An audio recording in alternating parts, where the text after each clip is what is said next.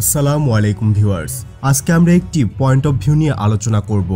আর অবশ্যই সেটা আমাদের নিজস্ব পয়েন্ট অফ ভিউ, যেটা আপনাদের সাথে শেয়ার করতে চাচ্ছিলাম বেশ আগে থেকেই, তবে সময়ের অভাবে সেটা করা হয়ে ওঠেনি। আপনারা জানেন বাংলাদেশ বিমান বাহিনীর ব্যাকবোন ফাইটার চীনের নির্মিত F-7, যা 1988-89 সাল থেকে বাংলাদেশ বিমান বাহিনী ব্যবহার করছে। আর এগুলো দিয়েই আমাদের MiG-21 MF গুলোকে 1990 সালের দিকে রিপ্লেস করা হয়েছিল।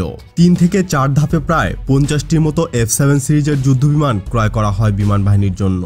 প্রথমে 1988-89 সালে এরশাদ সরকার 16টি F-7MB ক্রয় করে। 1996-97 সালে আওয়ামী লীগ সরকার 8টি FT-7B double seated trainer version ক্রয় করে।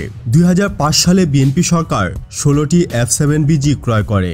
আর 2008-9 সালের দিকে তত্ত্বাবধায়ক সরকার মাত্র একটি F-7 যুদ্ধবিমান ক্রয় করেছে বলে শোনা যায়। আর 2012-13 সালে বর্তমান আওয়ামী লীগ সরকার 16টি লেটেস্ট মডেলের F-7BGI যুদ্ধবিমান ক্রয় করে। এখানে সবাই প্রশ্ন করতে পারেন, আমাদের F-7 ক্রয়ের সাথে ভিডিওর টাইটেল মানে কোরিয়ান T-50 বা FA-50 এর কি সম্পর্ক? আসলে বর্তমান এরিয়াল ওয়ারফেয়ারের ক্ষেত্রে বিয়ন্ড ভিজুয়াল রেঞ্জ একটি অত্যাবশ্যকীয় জিনিস। F-7 সিরিজের ফাইটারগুলো বিভিআর ক্যাপেবল নয়, তবে কোরিয়ান T-50 এর ফাইটার অ্যাটাক ভার্সন FA-50 বিমানগুলোতে বিভিআর ক্যাপাবিলিটি আছে, যেগুলো AIM-120 ইউজ করতে পারে। একই সাথে AIM-9X, AGM-65 Maverick, KAPD-350 cruise missile ব্যবহার করা যায়। আর টার্গেটিং পডের সাহায্যে বিভিন্ন গাইডেড বোমাও নিক্ষেপ করা যায়। FA-50 বিমানে ব্যবহৃত র্যাডারের রেঞ্জ 150 কিলোমিটার।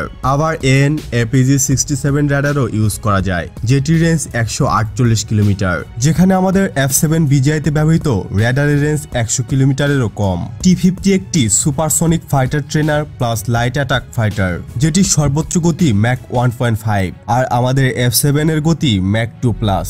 কোরিয়ান T-50 এর পেলোড ক্যাপাসিটি প্রায় 3800 কেজি, যেখানে F-7 এর পেলোড প্রায় 2500 থেকে 3000 কেজির মধ্যে। যদিও বা FA-50 এর দাম F-7 এর তুলনায় অনেক বেশি, তবে আমাদের ব্যক্তিগত মতামত অনুসারে 2011-12 সালে যদি F-7BGI এর বদলে T-50 নেওয়া যেত, তাহলে বাংলাদেশের জন্য ভালোই সুবিধা হতো। আর ওয়েস্টার্ন ফাইটারের জন্য আলাদা ট্রেনার বিমান ক্রয়ের প্রয়োজন হতো না। উল্লেখ্য, T-50 বা FA-50 জেটের মাধ্যমে ইউরোপীয় বিভিন্ন যুদ্ধবিমানের জন্য উন্নত প্রশিক্ষণ এবং এর পাশাপাশি যুদ্ধবিমান হিসাবে ব্যবহার করা যায়। তো আজ এতটুকুই। নতুন কোনো ভিডিও নিয়ে খুব দ্রুতই হাজির হব ইনশাআল্লাহ। সে পর্যন্ত ভালো থাকুন, সুস্থ থাকুন, ইনফরমেটিভ বাংলার সাথে থাকুন। দেখা হবে আবারও। আল্লাহ হাফেজ।